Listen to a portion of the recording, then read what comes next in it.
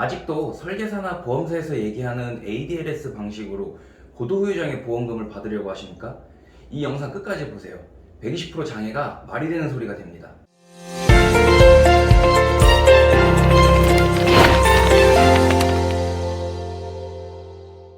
안녕하세요. 보험소송 전문 포유법률사무소의 박성원 사무장입니다. 오늘은 편측마비, 편마비라고도 하죠. 이 편마비에 대한 의학적 정의와 원인, 관련 질병, 그리고 어떻게 평가하는지에 대해서 알아보고요. 그렇다면 이 증상으로 인해 어떻게 후유장애 평가를 받아야지 80% 이상 보험금을 청구할 수 있게 되는지에 대해서 알아보도록 하겠습니다.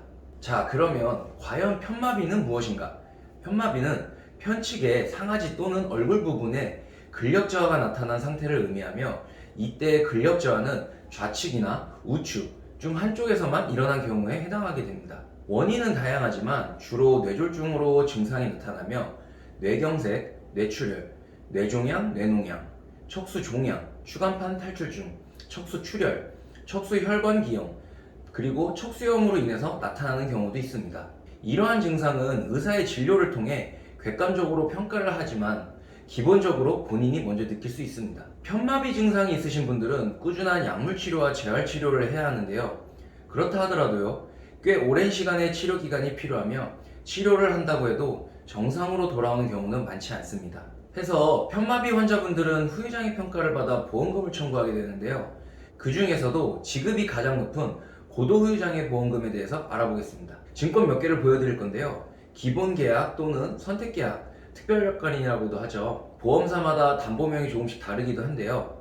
이 담보명은 고도후유장애, 80% 이상 후유장애, 상해사망 후유장애, 3%에서 100% 후유장애 등등이 있습니다. 예를 들어 기본계약에 담보가 있고 특별약관에도 담보가 있다면 여기에 또 50% 이상 후유장애 담보까지 있게 되면 세 가지 전부 중복으로 보상받을 수 있게 됩니다. 고도후유장애 보험금은 장애율만큼 주는 것이 아니라 전액 지급 또는 연금처럼 받을 수 있게 되는데요.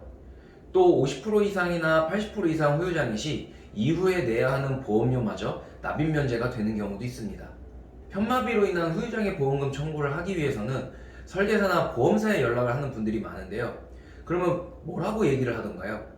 의사 선생님께 일상생활 기본동작 제한평가, ADLS라고도 하죠. 이 평가를 받아오라고만 합니다. 제한되는 정도에 따라 평가하여 5가지 항목을 합산하게 되는데요. 실제 내 몸의 반쪽은 잘 움직이지 않는데 반대쪽은 움직임이 있다 보니 평가가 낮게 나오는 경우들이 많습니다. 예를 들어서 음식물 섭취 제한 정도에서 제일 낮은 5% 제한을 보면요, 젓가락을 이용하여 생선을 바르거나 음식을 자르지 못하는 상태여야 하는데, 오른손잡이 환자가 왼쪽 편마비가 왔을 경우 젓가락 사용에 문제가 없다라고 판단하여 장애 인정이 되지 않을 수도 있습니다. 장애 판정 기준을 보면요, 다항의 신경계 장애로 인해서 다른 신체 부위의 장애는 해당 장애로도 평가 가능하며 높은 지급률을 적용한다 라고 명시하고 있습니다. 이 말은 편마비로 인해 얼굴, 팔, 다리에 운동 제한이 있다면 강직 장애로도 평가할 수 있다라는 얘기가 됩니다. 우리 한 팔에 3대 관절이 있는데 이 관절 각각 2분의 1 운동 제한이 있다면 30%의 장애가 되고요. 한 다리에 또 관절 또한 각각 2분의 1 운동 제한으로 30% 장애. 이 두 가지만 해도 벌써 60%의 장애가 나오죠. 신경 손상으로 인해서 팔이나 다리에 강직이 있다면 이 손가락이나 발가락 또한 강직이 남는 경우가 대부분이기 때문에 이렇게 되면 총 110%까지 장애율이 나올 수가 있습니다. 상지나 하지의 경우 원칙적으로 각각 합산을 하지만 팔과 손가락, 다리와 발가락은 지급률 한도라는 게 있는데 각 60% 한도로 인정이 됩니다. 그렇기 때문에 총 120%의 장애율이 나오게 되는 거죠. 이번 편마비 고도후유장애 컨텐츠 관련해서는요, 여러분들께 많은 내용을 전달해 드리고 싶은 마음에 준비하다 보니 내용이 좀 많아지게 됐습니다. 해서 1부와 2부로 나눠서 영상을 제작하게 되었는데요. 2부에서는 그렇다면 보험회사에서는 어떤 식으로 우리에게 이 고도후유장애 보험금을 지급하려 하지 않고 어떤 식으로 장애율을 낮추려고 하는지 알아보면서 또 법원에서는 어떻게 판단하는지 설명해 드리도록 하겠습니다.